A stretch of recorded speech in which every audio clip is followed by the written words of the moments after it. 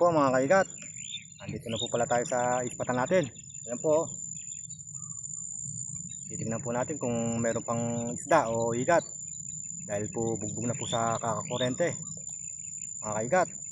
Sa lahat po pala ng nagbabashare sa akin. Maraming salamat po sa inyong lahat. Kung hindi po sa inyo, hindi po makukumpleto ang content ko. Mga kaigat. Kung baga po sa nahuli kong isda, kayo po ito, napakasakit nyo pong manibo mga kaigat. Kayo po kaya mag vlog at mangkuryente at mamigay ng panggulam sa mga tao. Kaya nyo po kaya yon mga kaigat. Kahit ganito lang po yung vlog ko, masaya naman po ako. Kahit po nakakatulong ako ng konti, sige po, lusong na po si kaigat. Baka po sakaling meron po tayong mahuli.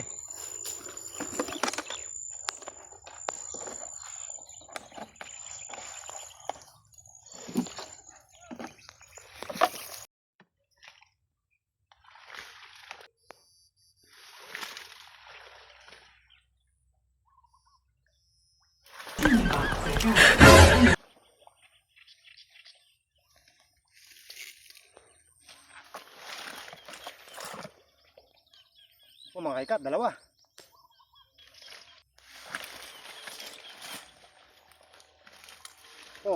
Tapos mo. Bulsa pangihaw, tsaka po dalaga mga kaigat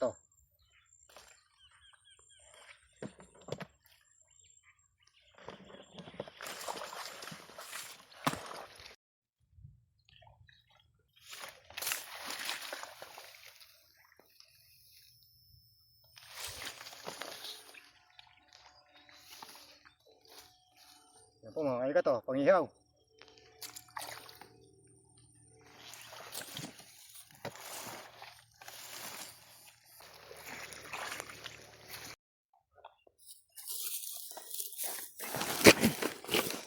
Yan po mga kaigat. Sa motor na po tayo. Kumuha po kami ng kahoy na panggatong.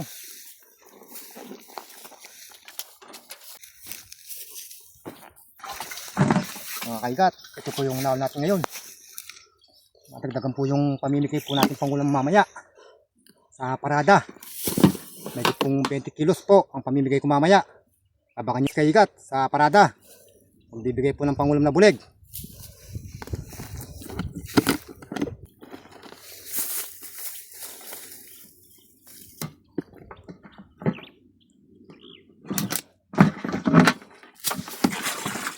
Oo, madami. Pulang pong puno yung buslo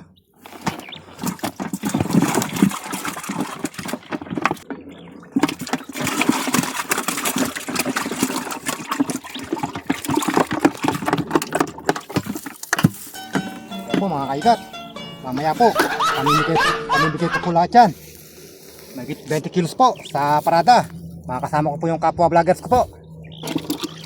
Sige po mga kaigat, hanggang dito lang po. Paki-follow and like and share na po ang aking page. Saka po paki-subscribe na lang po ang channel ko sa YouTube. Salamat po.